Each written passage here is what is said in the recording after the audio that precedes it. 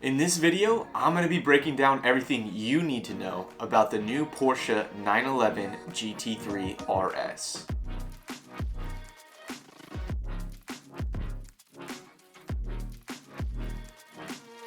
My name is Jeff and I run the High Speed NFT channel. I bring you new and exciting car content every single day. If you're new here, make sure you subscribe, that helps a ton. And if you have any questions, make sure you leave a comment. First things first, let's take a look around this car. The first thing that I notice are all these new vents and ways for air to flow in and out of the car. When I was doing my research for this video, I came across that Porsche actually did 1,500 simulations and 250 hours in the wind tunnel with this car. That is absolutely insane. Porsche spent a majority of their time working on the aerodynamics. But make sure you stick around till the end because I'm going to tell you all about the performance in the engine. Let's start off at the front of the car. Porsche did away with a 3 radiator system like they normally have, and they now only have one central radiator in the front.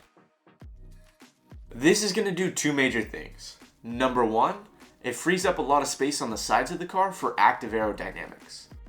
And number two, this is going to drop weight off the car.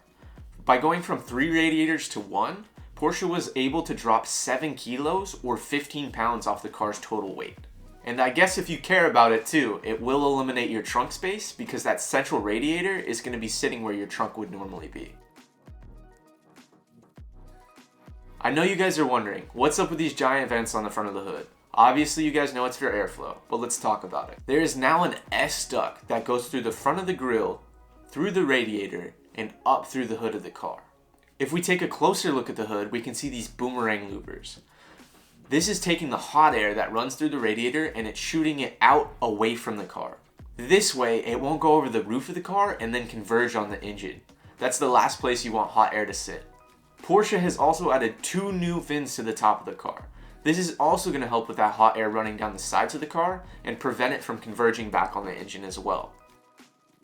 Now that there's more room in this car for air to flow, Porsche has also added Wheelwell airflow. There are 2 vents in the front of the car that allow cool air to flow into the wheel wells. This is going to help a ton with cooling down these massive steel brakes that Porsche has added to the car.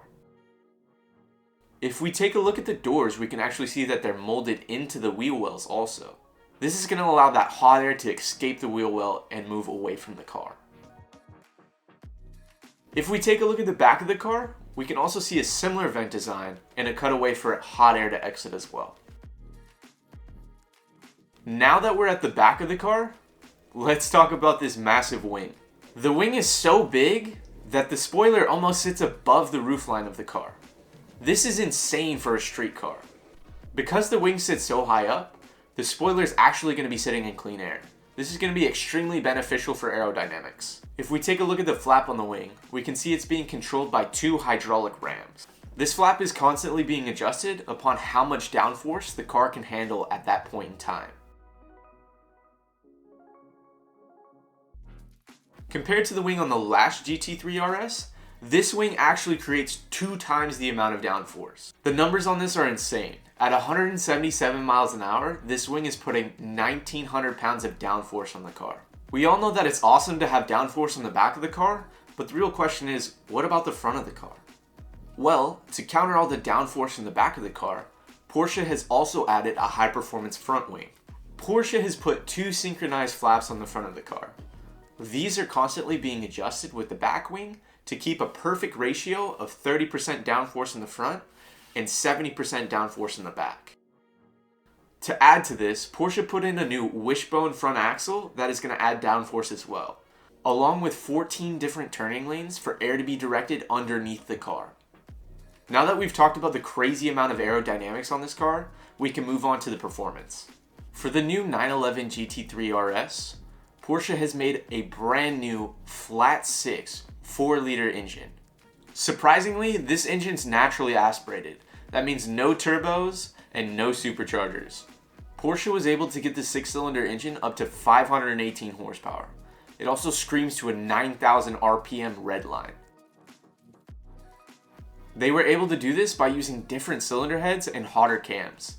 I think the beautiful thing about Porsche is their ability to pull so much performance out of these smaller cylinder engine. If we take a look at any other supercar or we take a look at American muscle cars, it's always V8, V10, V12, supercharged, twin turbo, bigger, bigger, bigger. With Porsche, it's just super simple and super sweet.